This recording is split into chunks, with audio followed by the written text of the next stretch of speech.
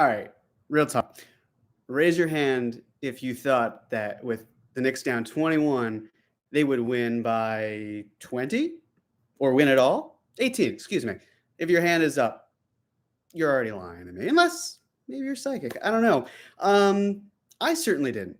You know, settling into a nice night in. It's cold out. Kind of hoped for some good basketball. Didn't get that at first, did we? No, we did not. We really didn't. Knicks were down by double their score. I think it was 38-19. Yes, it was 38-19 at the end of the first quarter. And lo and behold, they pulled it out. Not just pulled it out. They tore Milwaukee a new one. This was like the Toronto game with Julius Randle, elite in the first quarter, and then just slowly but surely getting worse as the game goes on. Flip it around, that's the team, right? The Knicks just abysmal to start. Things worked out. And, because it's funny, usually when your team goes 10 of 40 from the field, or from 3, excuse me, you're not going to do very well. And yet, the Knicks won. Yeah. So it was a night well spent. We'll get into it. I'm going to check the super chat here. All right, let's see what we got. We got Dom Capchiti. Believe it or not, Stonehands Noel could be an answer to our point of attack D issue. Awesome dub on national TV, no less. Yes. Noel did a fantastic job with Giannis. It's the sort of thing where Giannis, it seemed like he wasn't driving to the basket nearly as much as he could. When he started raining threes in the third quarter, I thought it's over. It's done. Like any chance, this is just like Indiana, any chance of inching your way back, you're just not going to get there. And it just seemed like he couldn't do anything. And that's the thing, that it wasn't just that. It was also the fact that when Giannis was off the court, the Knicks were winning those non-Giannis moments. In the first quarter, by my count, they lost it by 1. But I think in the second and the third, they won it by 10. And then the fourth quarter, I stopped keeping track because, come on. And also, how much time did he really not have on the court? They desperately needed him. But yes, he did a nice job, point of attack defense, for sure, certainly neutralized that. The big thing as well, it seemed like in the first half, Milwaukee just had their way with the Knicks in the sense of driving and kicking. The amount of corner threes that Milwaukee was able to create throughout the first half was infuriating. It was even more so that it was guys like Grayson Allen and Wara and Connaughton hitting these shots to the point where it just felt like it wouldn't catch up with them. Fortunately, there was some form of regression, and the Knicks were able to neutralize a lot of that. Not just because of that, but also I think we can say, well, there are a few names that are certainly worth highlighting, but I got to start with Derrick Rose. How could I not start with Derrick Rose? Ever since the second unit showed up on the scene in the first half, it became a brand new ball game. He breathed so much life, and it's incredible how different this Knicks team is when he's not doing well, like the previous 2 games, which was the first losing streak that the Knicks had, and tonight, where he was just electric, finding players, making the right reads on defense too. It just everything about his game was everything the Knicks needed, and it was so welcomed because Kemba was scoreless in the first half. Fournier couldn't get it going either. But Derrick Rose came in like the tried and true floor general he is. He made some magic happen, baby, and that's all it is. Next, we got Dan Hidalgo. We've been better with Kemba on the bench. Lack of defense and driving are anti-Tibbs. I see his role decreasing, and I don't know if that's a bad thing. So this is what I was actually looking at prior to the game. We know that the Knicks do love driving. At least that's one thing that they did last year. They were one of the top 10 teams in terms of drives per game. And it's one of the big things with Elfrid Payton, where he wasn't good at driving, but he drove a lot. He wasn't good at passing out of drives, but he still forced the defense. It comes to a point where, yes, Kemba, his free throw rate is the lowest it's been, sure. I'm sure that, maybe the new foul calls is a bit of a factor, but he's just not driving as much as he can. And so when you look at the top Knicks who are driving, there's entering today, 5 of them, 4 out of 5 are sandwiched, right? It's a mixture of basically Derrick Rose, Steph Curry, and then I want to say Kemba, RJ, Randall. And it's all kind of like that, hovering around that 8 drives per game. And if you're the Knicks, I think Derrick Rose was 60th entering today. So clearly there's an issue. And if Derek's leading the way and he's closing, which, again, I think Derrick Rose can be the best point guard on this team. He probably is the best point guard on this team. In fact, I shouldn't even say probably. Why qualify it? He's the best point guard on this team. He's in the role that he needs to be, which is coming off of the bench, which is excelling. The question then with Kemba is what he can then do to be able to stay in the game. Because, of course, if you're not making the most of your opportunity, what are you really doing?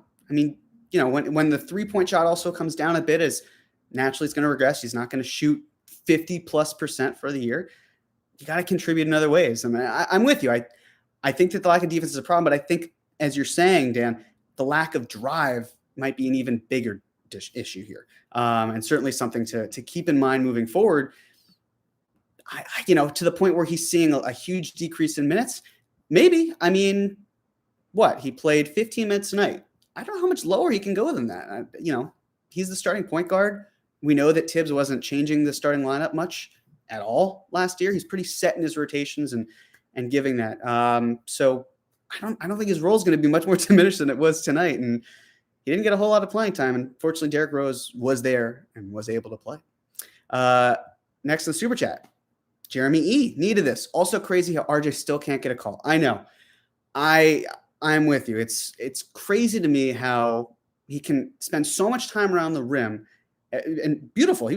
I thought there were some times, yes, he flubbed a couple now and then, but the moves he's making, and especially how he's pushing in transition, early on with the turnovers wasn't great, but kind of slowed it down for him while still keeping that pace up while moving. And but yeah, the fact that he's not getting the calls, I'd like to think it'll happen with time. I think it also happens with reputation.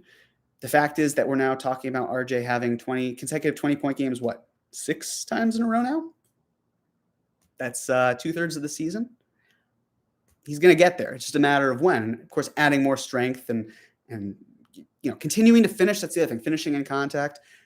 That should also help draw more fouls. But no, they absolutely needed this, because then you go into this mindset, right, where right now the Knicks are 6-3. The idea of 5-4, 3 straight losses, going to a game against the Cavs on Sunday evening, which is no longer a gimme game. I mean, with Jared Allen and Evan Mobley, with Garland's been able to be impactful, Ricky Rubio, they're not an easy opponent. And the risk of falling to 500 when the expectations are that this is an above 500 team, and you hope that they can maintain that for quite a while, that's important. I think tonight was a measuring stick to some degree. Of course, the Bucks are missing Chris Middleton. They're missing Brook Lopez. It's Drew Holiday's first game back. But again, I mean, this is a Knicks team that also has played down to its opponents. And to me, if you're playing up to this type of talent, even if they're losing their 4th straight game at home, you got to get it. If the standings are that tightly bunched up at the end, this win means a ton. And also, if Milwaukee is kind of sleepwalking through the regular season, if that happens and there's a head-to-head and the Knicks are, hopefully 1, if not 2, maybe, the wins away against the Bucks. I think they play them 3 times, and all 3 times are like within the first 25 games of the season. So important to beat a really good team early. So yes, and hopefully the next time the Bucks play the Knicks, which is next week, RJ can get the call, and hopefully RJ can get more calls starting on Sunday. That would be really nice. Let's see what we got next. What do we got next? Decided to scroll down on me, folks. Give me 1 minute. All right, here we are. CT Pittman, let's go. Needed this win. A lot of good things happening in the second half. A ton of good things happening in the second half. What really impressed me as well, if you look at how many points per quarter the Bucks have scored, beautiful downward slope. In fact, I was really hoping that it would end in single digits. It didn't. Really unfortunate. But, I'll take 15, because it was like 8 with 2.5 minutes to go. And by that point, the Knicks were in a commanding lead to the point where I felt like I could tweet about it and it wouldn't jinx it. Sure enough, for once, it didn't jinx it. Robert W. Cross, what did you do with Andrew Claudio, #53 wins? Andrew, like the good movie film buff that he is, went to see the Eternals tonight. I'm really curious about what his opinion is. I'm a Marvel fan, heard some not so great things about it.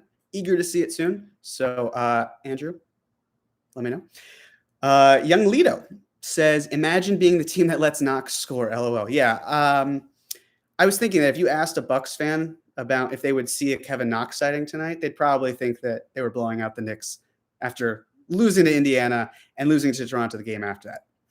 Not the case. No. Milwaukee saw Kevin Knox and Jericho Sims and Quentin Grimes. Sure enough, seeing minutes. Wasn't impactful. Didn't need to be, although I thought Knox had some nice rebounds. Will that change anything? It will not, but it was nice. It was very nice to see Kevin Knox do his thing. And one of two from the line? Can say he made a free throw this year. It's fine by me. Let's see. Thank you, Harry Donner. Appreciate it. Ryan Huang, huge defining win. We need to see more of this offense when the three isn't going down. Nerlens' contract not looking too bad now, is it, Jeremy? No, it is not. Once again, the moment that we got clarification on that third year, loved it. And it's still doing well. I mean, this is his second game back, right? And as I said earlier, it was the whole fact that he was able to kind of neutralize Giannis. And there were some clutch rebounds, beautiful block that he had in the fourth quarter. Like, he had it going on a night where Mitch was maybe not at his best. And that's important. You need that type of player. And it's nice also that he said before the game, it was a hamstring injury, not a knee problem. For someone who has, maybe had a little bit more wear and tear in the knee area, it's nice to hear that it wasn't maybe more structural. Of course, I say this not as a doctor, but with my limited understanding, it's nice to know that he's able to rest, get back to 100%, and it was worth it, right? You wouldn't want Nerlens Noel hopping around basically on one leg. He came back when he was ready, healthy, worked out, contract. It's looking nice. It's looking real nice. Charm City Knick fan. Yeah, I got nothing. But you know what? You know who else had nothing?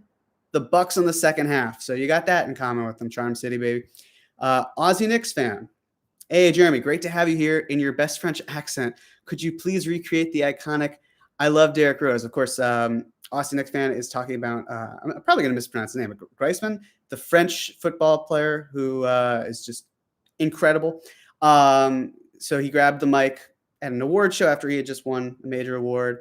And they said, English, it's in English. And he said, I love Derrick Rose. And that was that. So I hope that was satisfactory enough for you. To any French people who are watching, je suis désolé.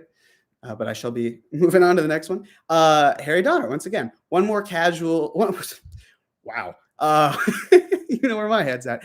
One more cause that win felt like two. Yes, it really did. It was a tale of two halves. And it's the sort of thing where that Indiana game was so frustrating because it felt so close, right? Every time the Knicks would inch back, and they didn't. And this type of win against the reigning champions, again, I don't really care if two of them are missing. They're still very good, even if they're on this slump. They deserve the respect.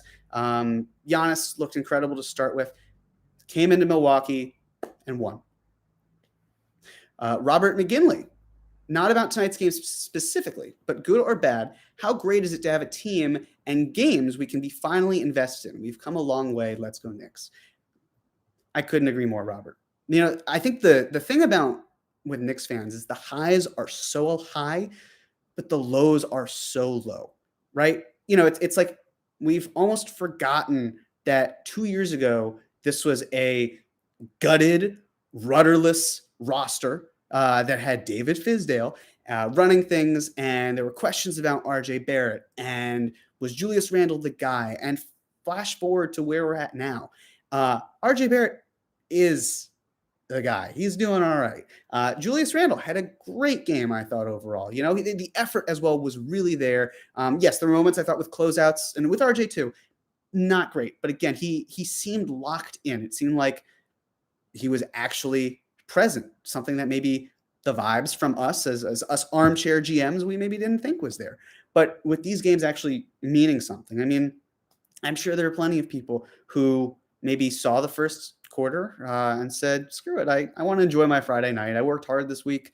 I want to just, do that. Or maybe they had work in the next morning and they just didn't want to deal with it.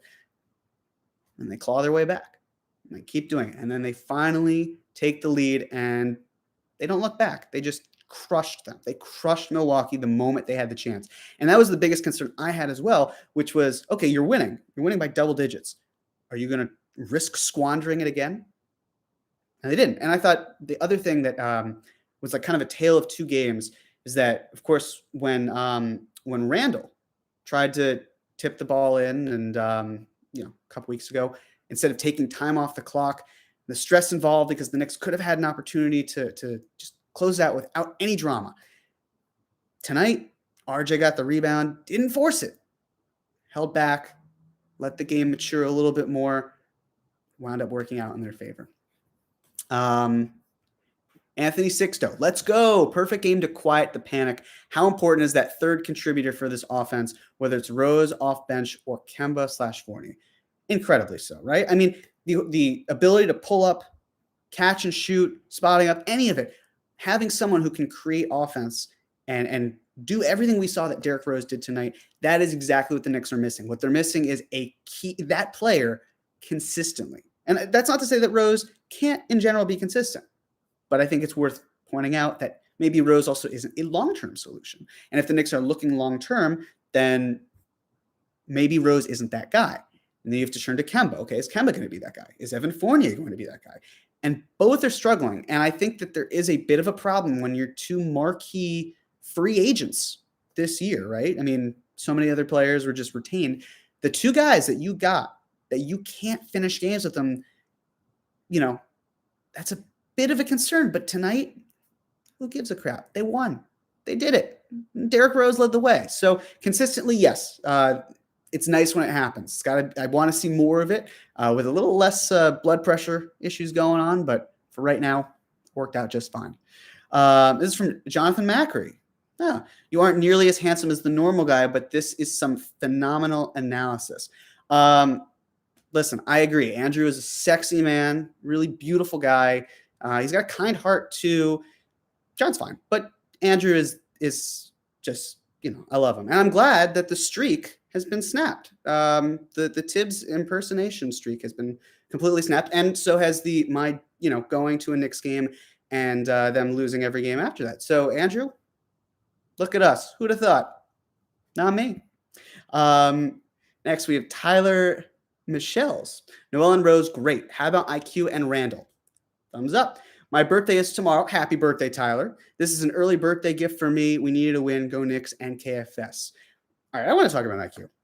I had mentioned yesterday on Twitter, I know that some people have this idea in mind of putting Grimes in for IQ. I just don't necessarily see why Tibbs does that. To me, that's a panic move, right? Respectfully, it's the sort of thing where it's like, oh my God, something's not working. We've lost 2 games in a row. We got to make a change. Sometimes just sticking with something and seeing how it works, that's fine. Like that to me makes perfect sense. But with Grimes, it's the sort of thing where he's not going to get a lot of time. Like we saw, garbage time, right? Or final possessions of a half, especially on defense. We saw McBride do that too. Or if a guy's injured, the Knicks have not, knock on wood, had any players who have been injured to fill that spot. But with Quickly, I think he's just a slow starter. If you go back and look at what Emmanuel Quickly's first 11 games of the season, right? The reason I say 11 is because he missed 4 of them due to an injury. So he played 7 out of 11 games. And despite that, he shot 26% from the field and 22% from 3, averaged 5.7 points a game. Entering tonight, he played every game, 5.3 points per game, 27% from the field, 21% from 3. So it matches up almost perfectly in a lot of ways with what he's not able to do. And when you enter tonight, 3 of 22 on open shots, that's just a problem, period. To me, that's just, okay, keep attempting those shots, keep doing it. It'll come. And that's the thing. It's like there are plays that Quickly makes that I feel like if you are genuinely upset a lot of the time by how he's playing because the shot isn't falling, you might be looking a little bit more at the box score. Like the most impressive thing to me tonight, honestly, and some may disagree, but I thought when he pushed the pace a bit in transition and he made a beautiful pass to Obi, who of course was fouled. So the box score isn't going to show any of that, but it was like that instinct, that ability to find Obi, the connection that they have as he's streaking down the side. That I thought was just such a nice example of the growth that he's making. And it's a make or miss league, right? Look how many guys are missing. You think Damian Lillard, Bradley Beal, any of these elite players. And Cade was like, what, 1 of 16 or something from 3 coming in tonight? Something ridiculous. So you got to sort of just let these guys feel it out. Maybe it's the ball. For some players it is. For some it's not. I mean, that's the interesting thing, right? The Knicks had not shot 43s per game for a bit. That was a problem because when they were doing it, they were winning. Tonight, they only hit 10 of them, and yet they still shot 43s, and they won. Obviously, crushing it on the offensive glass and just rebounding in general is very nice. That's like that. Those are some of the things that matter. Fast break points, it didn't seem like it was nearly as much of an issue. So cleaning those things up and then hitting the shots that you're able to make. Yes, Quickly still needs to do a little bit more around the rim. We'll get there. For now, just, the ability to pull up, to maybe hit some clutch baskets. Super important. I think his defense, especially earlier this week, stood out. Tonight, I thought it was good too.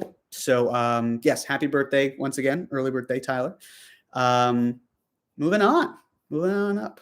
Jason M. What's up, Jeremy? This was a good win, but I'm still worried about our perimeter defense, especially against teams with good guards. Yes, 100%. You see, I look at this team and I see a high floor. I don't see a higher ceiling. This needs to be improved. I'm not disagreeing with Jason at all in terms of perimeter D. For me, it's kind of like the trade-off of the offense versus the defense. I'm hopeful, of course, that it gels a little bit more. I'm sure some of you may have seen a tweet about how the lack of perimeter defense and Alfred Payton. And look, that is not the reason why. I think the fact that it is early in the season, there are miscommunications. Yes, Walker and Fournier had time together in Boston, but it's still a new scheme. There are 3 other players around them as well when they play. It definitely needs to be addressed, but it's the sort of thing where it might just really be guys finding their spots, communicating a little bit better. And again, the effort. If Randall continues to show the effort that I thought he did, I thought it was much better tonight. That I think kind of rubs off on other guys. And before you know it, there's a serious brand of basketball and you're bringing back the defense. I think there are some issues that are going to plague the Knicks on defense all year. I still think transition defense might be there, or might be one of them. But as a whole, it's just, I think it just needs a little bit more time to come together. And these things, I feel like, have a way of figuring themselves out. But it does remind me of when Jimmy Butler played the full year. I mean, he was injured for some of that time, of course. But when he was on the Wolves, I want to say that they finished with the 4th best offensive rating in the NBA. And they finished like 26th or 27th in defense.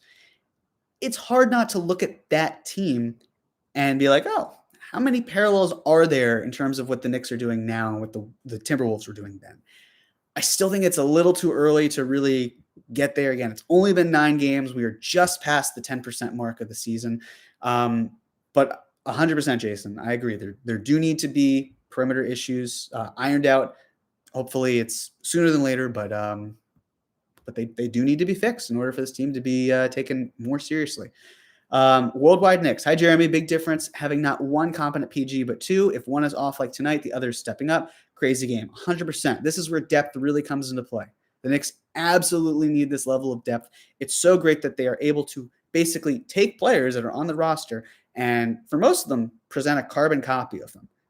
Not to a T, of course, but so much so with the overlapping skills that you feel like you can play off of those skill set. You know that, assuming the Knicks don't go small, for example, you're probably going to have a rim protector in Mitchell Robinson or Nerlens Noel packing the paint, being the last line of defense, that sort of thing. Hopefully you also, as I said earlier, you have a point guard who's maybe driving more. You have guards who can pull up, who can hit that catch and shoot. But yes, it's so imperative that the Knicks have someone who can create offense more. And even when one player maybe isn't on his A game, the other one can be. So it's great.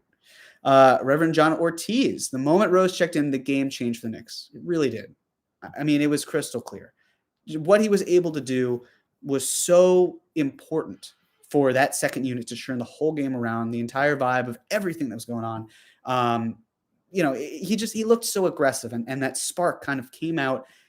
It wasn't there. There was no joy going on. And Derrick Rose comes on the court. He hits some beautiful runners and floaters and banks off the glass. And before you know it, it feels like a different team, and it completely revived them. So I'm with you, Reverend. That is 100% the case. All right. this thing keeps it's fun where it gets to, you're just scrolling through things and then it just jumps, but we persevere nevertheless. Like the Knicks, we don't give up. No, from Andrew Claudio. Hi, Jeremy. Big fan of your brain. Thank you. Just wanted to say go Knicks, and everyone should see Eternals, which is admittedly long, but in all caps, nowhere near the dumpster fire the reviews led it to be. All right. I appreciate that. That is good to know. I still have to see Shang-Chi. I've not seen Shang-Chi. I thought it was going to be on demand a while ago. It wasn't. It's coming, I think, in a week or so. Really excited to see that as well. It's going to be a big month for me. Huge month for Marvel. Again, from Worldwide Knicks, thought Tibbs can't make adjustments. Yeah, he definitely can. No, he certainly can. Did a really nice job. I thought also not having Burks in there was pretty important. Burks was very not impactful at all. Certainly closed, was in foul trouble for a bit, but Knicks didn't really need him, and they basically played with a 9-man rotation for a lot of the game, and it worked. It worked just fine, which is then why, of course, adding more players to the rotation normally, that's just not his thing. Tibbs likes clean 10-man rotations and having guys in their usual roles and letting them do their thing. From Kevin Danishevsky, the rebounding was awesome tonight. It absolutely was. Great to say IQ hit shots tonight. I think Max said it on the halftime stream. People forgot about Noel's impact.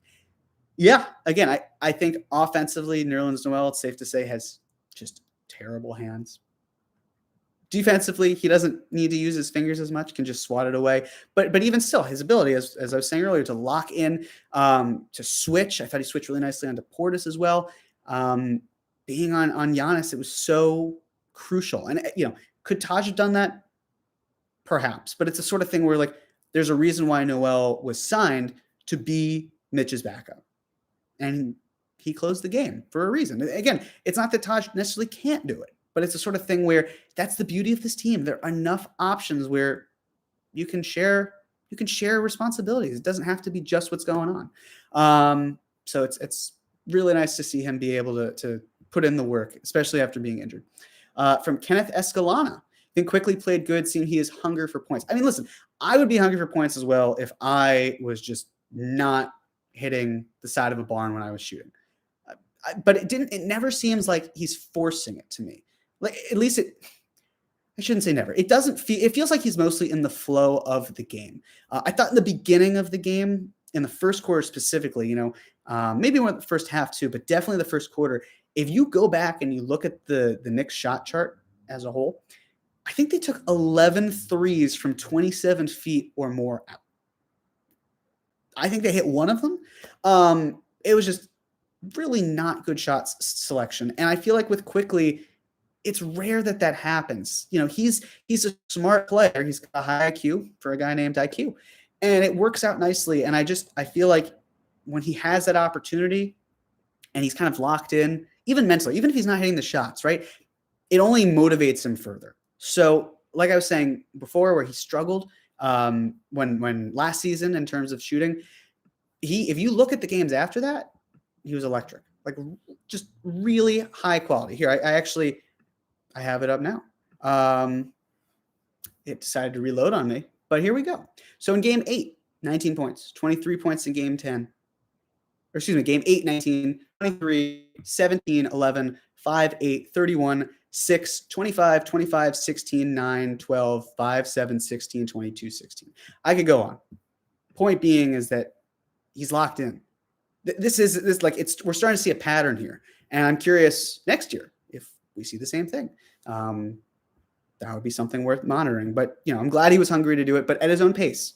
Again, he's not this shot chucking player who doesn't have anything but tunnel vision, and it's a problem. He can be patient, and I think that's really important. Boston Nick, awesome to see you on here, Jeremy. What are your thoughts on Kemba? Too early to make adjustments. I know he's a proven vet, but looks at times he might be doing too much and just plain struggles. I think Kemba's just got to keep doing what he's doing for the most part, at least from Tibbs' perspective. From Kemba, I would like to see him, drive more. But the knees just aren't what they used to be. This is the thing with Kemba. You're not getting a max guy. You're getting a guy who's probably worth $9 million. If Kemba were a max player worth anywhere near that contract, he wouldn't be on the Knicks. He would be somewhere else, and the Thunder wouldn't have bought him out and paid $28 million a year or whatever for the amount that he's getting. and next year too. So I think that at a certain point, we're seeing these limitations now. We have to say this is just kind of who Kemba's going to be. But you hope that the shots keep falling, right? You hope the distributing is important. Like I said, love to see him drive, maybe get to the line more, all of that. But defensively, he takes great charges. That's something he did a fantastic job of last year. I want to say he took like 18 or 22 charges, which was more than the Knicks took as an entire team last season. Not to mention he played in 43 games and the Knicks played 72. So, every little bit helps, but the perimeter defense and Kemba, I think it can gel a little bit more, but I think there's a lower ceiling on it because of who he is and where he is at his career. But again, if you can have Derrick Rose step in, then we don't have to necessarily worry about Kemba Walker tonight. We can just, and not to say you are Boston, but we could just celebrate it. Celebrate Derrick Rose. And I think that's super important. And again, it's a new game on Sunday. Hopefully Kemba can pick apart. I honestly don't know how good that's going to be because, like I said, the Mobley-Allen pairing is terrifyingly ferocious. So I don't know if he's getting anywhere near the rim on Sunday, but maybe on Monday in that game, that could be something else. So we'll see. Maybe there's some sort of upgrade there or update on his hands. Next. Thank you all for your comments. This is really awesome. Will Oliver, good to see you on the post-game live, Jay. What a showing by Noel. Did so much to impact the game. Good character win all around by the entire team. Yep, this was like a Big 15 type moment. It just was a cohesive thing that everyone was a part of, except for maybe Alec Burks. But he had some important minutes towards the end when Tibbs essentially closed with him. So, yes, this is a huge picking up, and we don't have to talk about, again, the risk of the Knicks falling to 5-5 in a season where we all have high expectations because why shouldn't we? We're New Yorkers, and this team is fun, and they overachieved last year, so why can't they overachieve even more so? Not just achieve, but overachieve, right?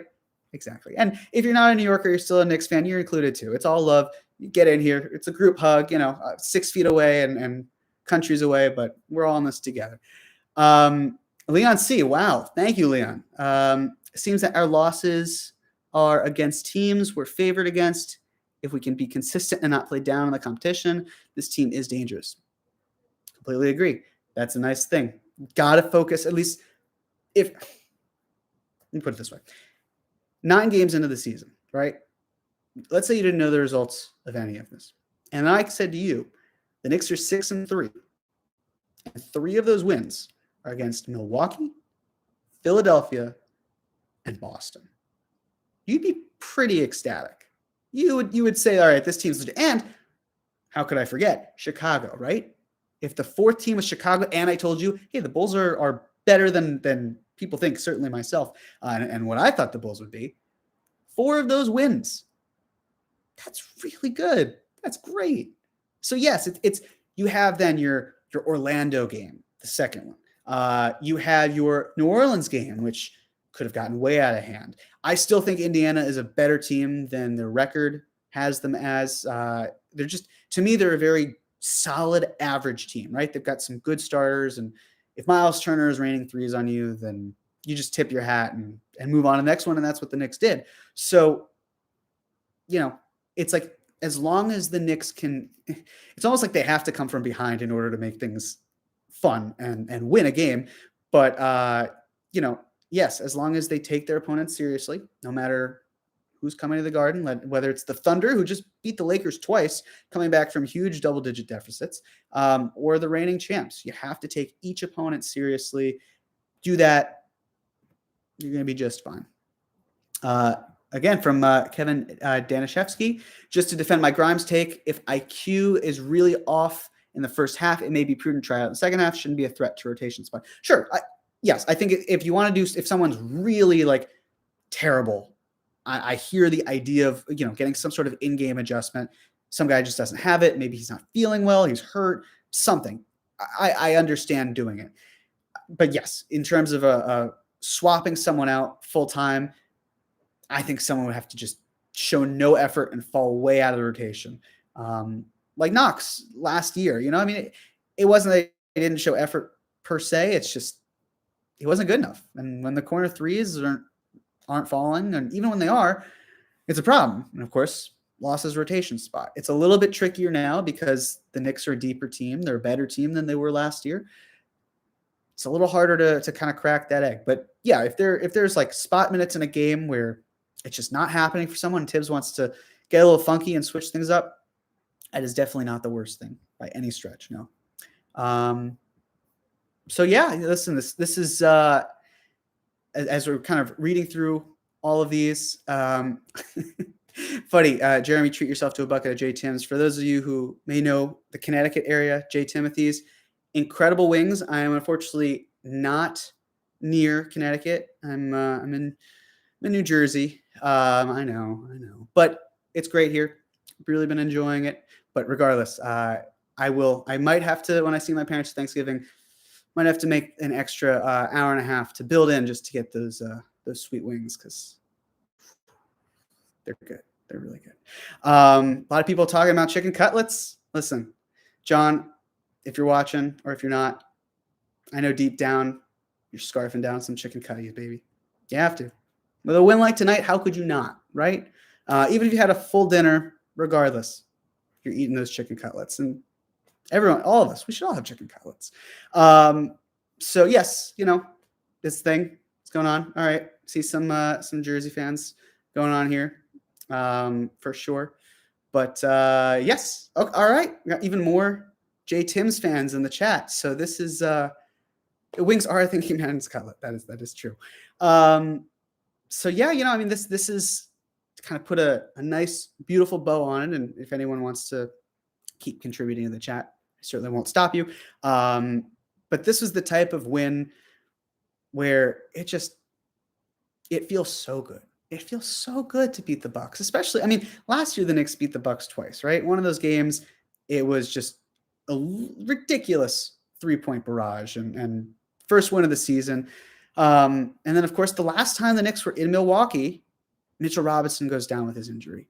And it's just like the juxtaposition to me of Derrick Rose talking with MSG and him learning about Mitch's foot injury and how crestfallen he is, versus tonight where he's once again electric, gets the win, and it's just good things, assuming nothing comes out in later on after tonight, in which case it's all my fault, of course.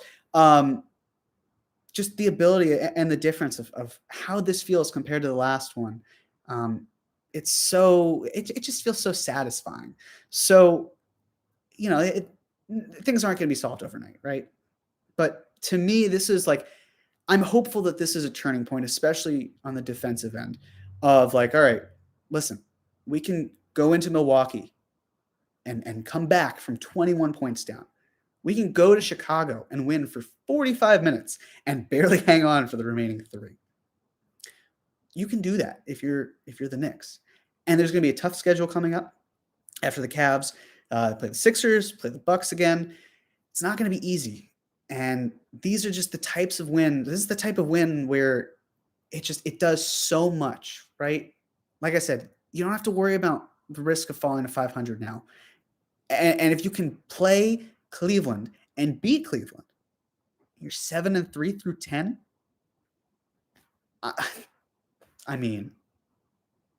If you look at that and then think back to how we were just a few days ago, things can change. So hopefully everything goes well on Sunday. It's 6 p.m. Eastern game. And it'd be nice if the Knicks could win that. It'd be nice if the Knicks could win all of the remaining games and go 7-9-3. Be pretty sweet. I would think so. So yeah, sticking around for another couple minutes, just see if anything going on with the chat. But again, this went from a miserable night where I was expecting, a barrage of messages, just people venting it, and I would have been like, let it out, go for it. Happy days are here again. That's the way it is. So again, and you know what? I want to just point out another comment that Dan just made. which is about Randall. Um, I really thought that he looked far better out there. Maybe the energy from game to game. It's hard to analyze body language consistently, right? Because unless we're at the game and you're focusing on one player and just kind of keeping your eye on them the whole time, it's tough. You only see what the camera shows you, especially if you're sitting at home or at a bar or wherever you are. And that's not 48 minutes of basketball. That's, various points of time. So it's easy for us to kind of pick and choose the moments that, either go into our narrative or go against it. It can just be really hard to get inside of a person's head. But when, does he ISO sometimes a bit too much? Yes. Is he forcing things at times? 100%. But I feel like nights like tonight where he wasn't even his best self, but he did such a great job of attacking, of boxing out a bit more, of rebounding. He had a killer block and his ability to also get the rebound and stay in bounds. Like, that's the sort of effort. And I think that's the other thing, right? If the Knicks had lost this game, it would have felt depressing. But if the effort's there, I know that I can kind of hang my hat on that because it just feels like good things are going. Like, even if you're not winning, you are trying. You are invested emotionally in the game. You care as much about this, hopefully more, than I do as a fan sitting on my butt watching it. And they were locked in. They were focused. It took a real lashing in the first quarter, but they rebounded nicely, pun intended, but also in the non-physical rebounding standpoint, they did a nice job. And I thought, RJ wasn't as efficient, but again, like, a star is being born.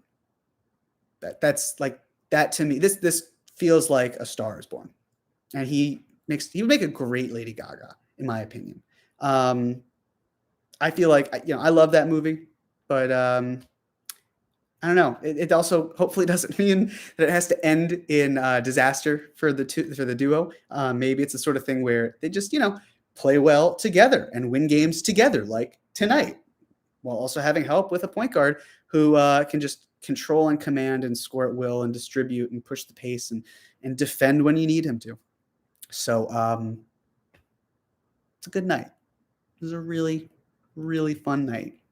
So as always, I really appreciate you all coming on here and joining me. I know that John will be back. At least John should be back for the Sunday game against Cleveland. And then we will be recording our weekly podcast on after that as well. So I look forward to that. I hope you all have a wonderful weekend. But take tonight, enjoy yourself, do whatever you need to do, sit back, relax, watch a movie, do something. I'll probably watch 30 Rock or Seinfeld. I got to watch Succession. I'm an episode behind. That's me. You do you. Take it easy, everyone. Thank you so much. Really appreciate it. And go Knicks. Oh, and death to Bing Bong.